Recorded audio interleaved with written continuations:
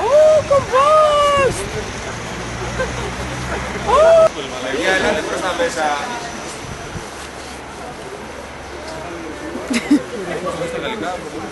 Well, I'm a member of this little NGO who began this project now 3 years ago.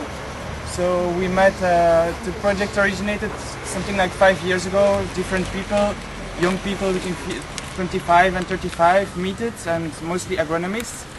And they talk what can we do about the present situation to kind of change or make a shift with all this bad news you can read in the newspapers and things like that. And so we began uniting, and we began a garden outside Brussels to kind of practice different kind of techniques of organic farming, to learn about them and to really manage them.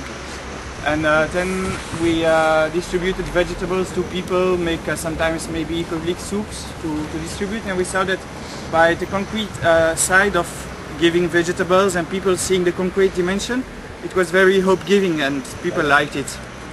And so the project evolved and slowly started. The first project was kind of a basket project. I don't know if you know this. So it's a farming outside of the city was bringing towards the city. And it started with the first one 4 years ago. And today we have something like 26 groups of something like 20-25 people who are buying in different parts of Brussels. And so every 1 week or 2 weeks you have the farmer bringing over his production. So it's really getting a lot of demand. So today there are too much consumers who want it and not enough producers. So it's very interesting because you create a new market, and so new producers can establish themselves and having already all their clients ready waiting for vegetables. So it's very, very nice. And these projects came one year later because outside of the city it was too much work. We had all, and we thought it would be very nice to bring it inside of the city in places where this is maybe, I don't know how you see it, but it's not a very rich side of Brussels. You have this European side which is very rich, and mostly to each cell there you have richer areas. This is a bit kind of lost, forgotten side of Brussels. And so we found a lot of grounds around Brussels, and we went to see who was the owner and how we could get it to grow things on it. And this is it's property of the region of Brussels. And they gave us a contract, but it's kind of precarious. They can throw us away after 1 month or something like that if they want to.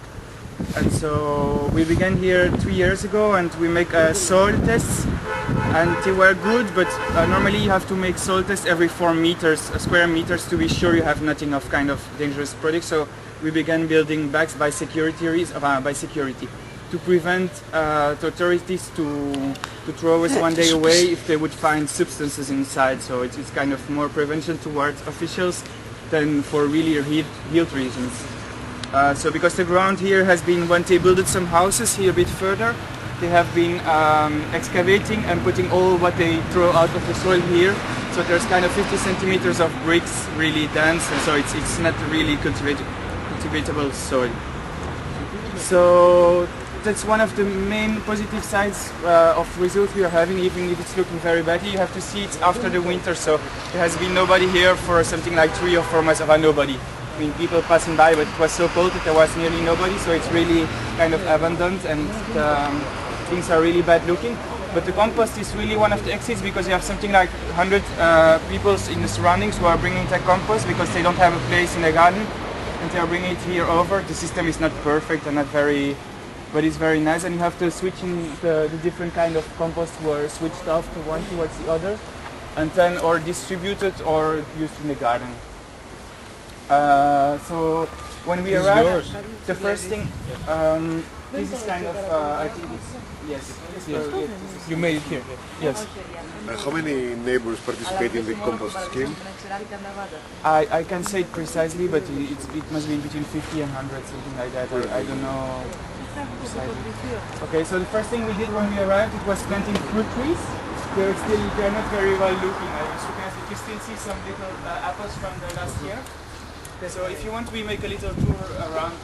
This is something they built last year. It's very beautiful. It's 100 of waste, and there's normally no metal piece, so it's all wood was cut to fit inside one of the other. So there have been pieces added with how do you say that? Hammer. with hammer, but only to fix the floor, not the structure. The structure is only piece in piece, 100%. Nice. It's very beautiful. I like it very much. I didn't do it. Huh? So there have been two young people who have been engaged some kind of social contract.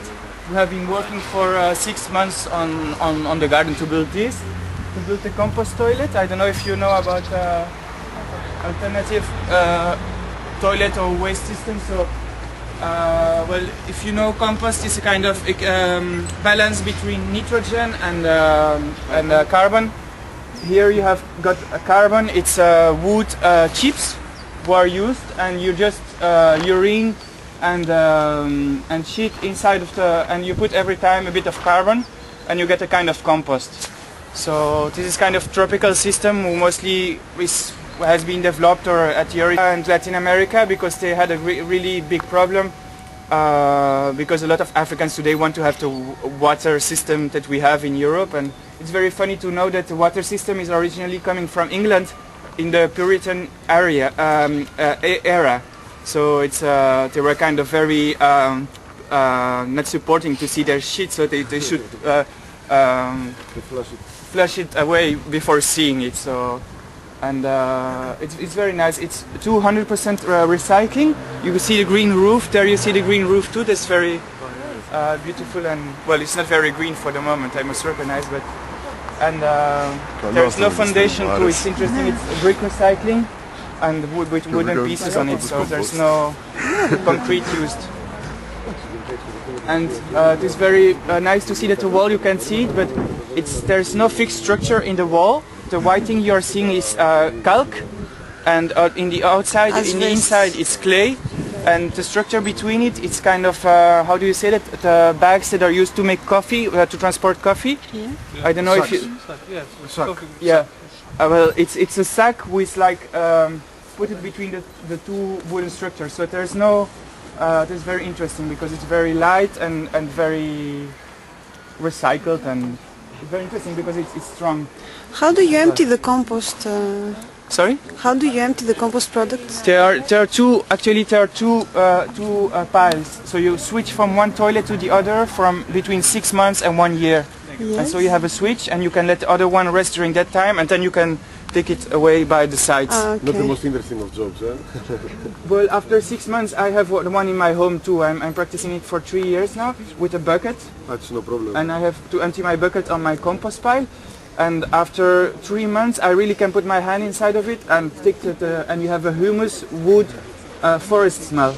So it's already, you have already no trace of urine or from shit inside of it. Okay. And it's really a magnificent material. After 1 year, you have a kind of dark, beautiful, magnificent compost. I never had a compost like this since I'm using this. And I'm mixing kitchen waste with human waste. And it's making even a better balance. And urine in the same pile? In the same. Yes, there's a theory in England and in Sweden where you separate both, but there's kind of Belgian chemists who have made a lot of research, and he's saying if you use a bucket, so he doesn't agree with this technique, but if you use it in a bucket, the urine has time with the wood to really impregnate from the liquid, and it makes a perfect balance between liquid and so shit and urine are complementary, he says. Yes, sorry, it's a little